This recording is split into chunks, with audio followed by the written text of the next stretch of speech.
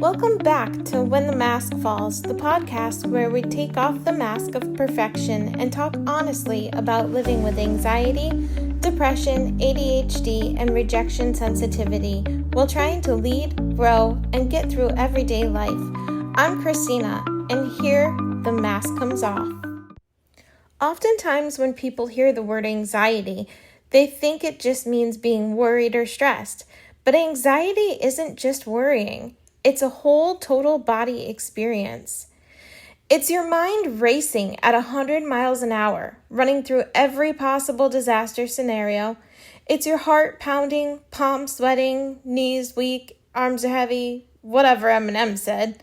It's nausea, dizziness, chest tightness, feeling like something bad is about to happen, even when nothing's wrong.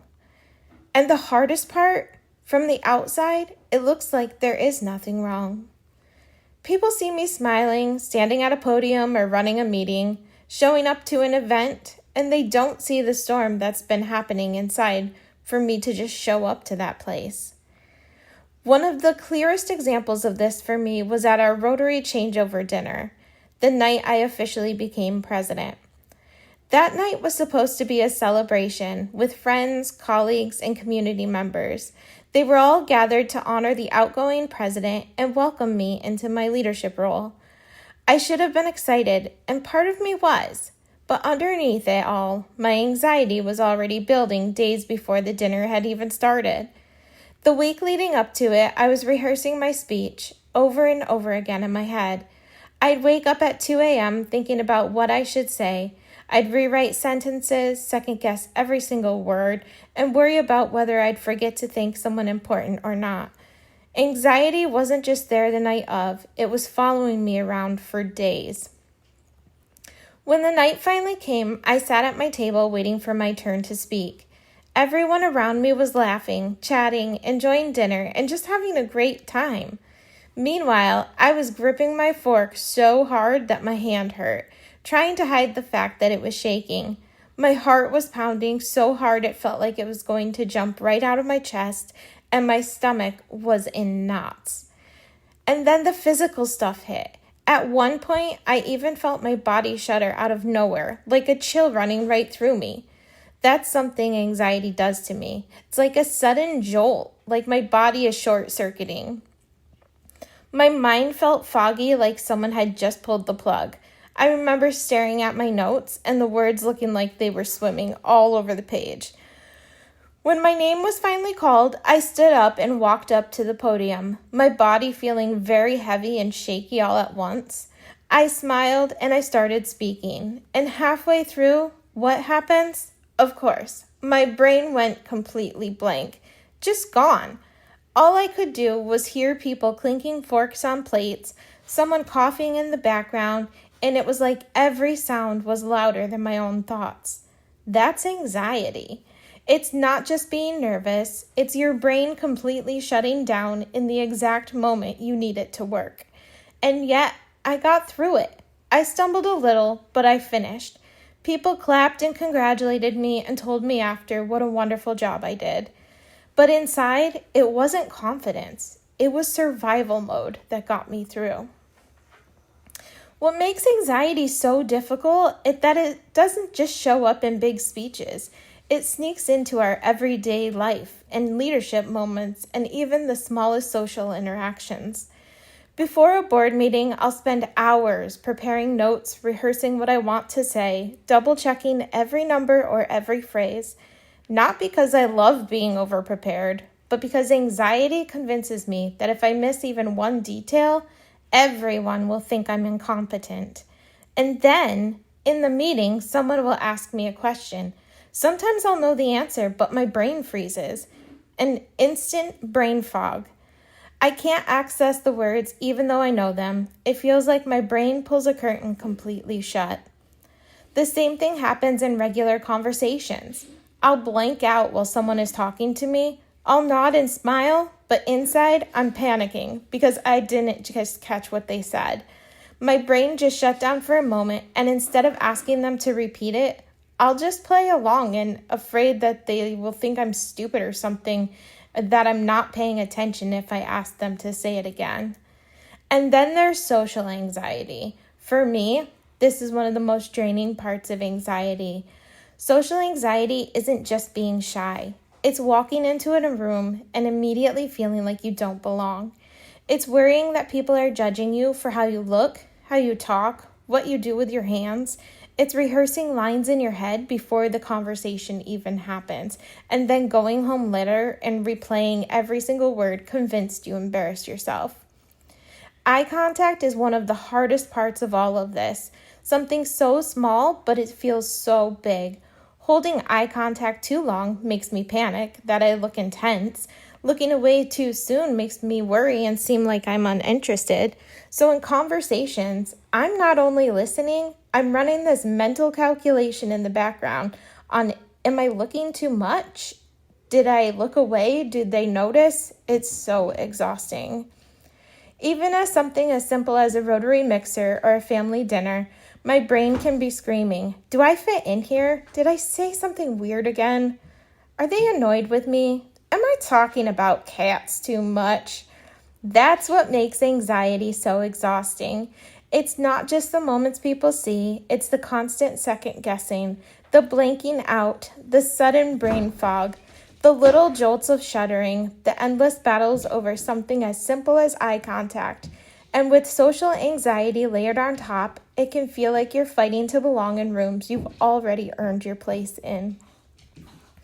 One of the hardest parts of living with anxiety is being in leadership roles. Leaders are supposed to be calm, decisive, unshakable. But what happens when the person in charge is also the person battling the constant panic inside? That changeover dinner taught me something very important. Leadership doesn't mean being fearless.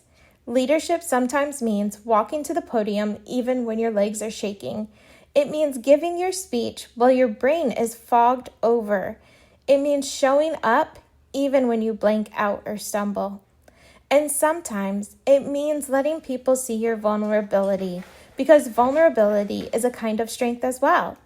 I've started asking myself, what if being honest about anxiety doesn't make me less of a leader?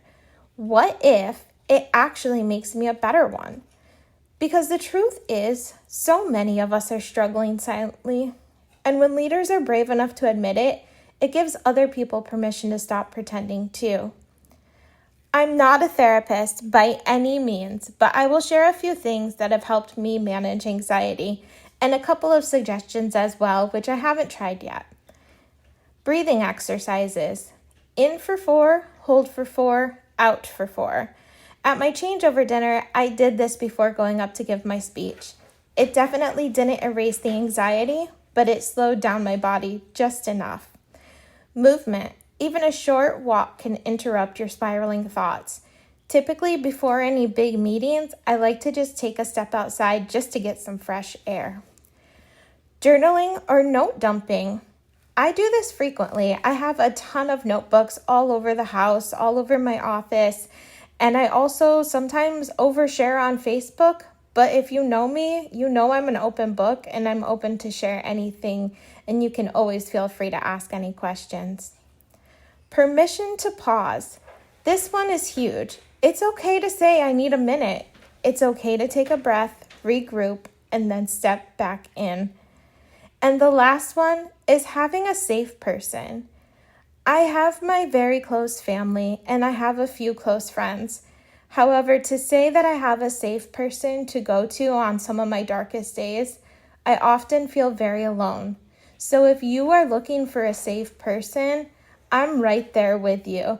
It's very hard to know who you can trust with some of your deepest, darkest thoughts, and I totally get that. None of these cure anxiety, but they give me something to hold on to when my brain fogs over, when I shudder in the middle of a speech, or when social anxiety convinces me that I don't belong, or when I'm battling something as simple as eye contact. If you live with anxiety, I want you to think about this. Where does it show up most for you? Is it in leadership? Is it at work? Is it in conversations? Is it in a typical social settings? Is it just simply with eye contact? And when anxiety does show up, What does it look like to give yourself permission to admit it instead of masking it? Because the mask might hide it from others, but you're the one carrying the weight, and you deserve spaces where you can set it down. Anxiety isn't just worrying, it's carrying an invisible storm everywhere you go. It's the brain fog, the blanking out, the shuddering when no one else notices. It's the social anxiety that convinces you everyone is judging you, even over something as small as eye contact. It's exhausting, overwhelming, and invisible to most people around you. If you live with anxiety, I want you to hear this. You are not weak. You are not broken.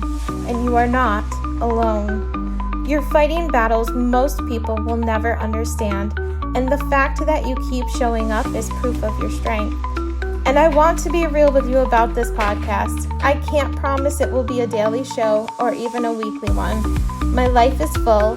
Family, motherhood, work, my rescue, Rotary, and everything else in between. So these episodes will come and go when I feel chatty, when in the moment, or when I can find a pocket of time to sit down and chat with you. This may not be conventional podcasting, but this isn't about being conventional. It's about being real. Thanks for joining me for episode 2 of When the Mask Falls. Until next time, keep breathing, keep showing up, and keep letting the mask fall.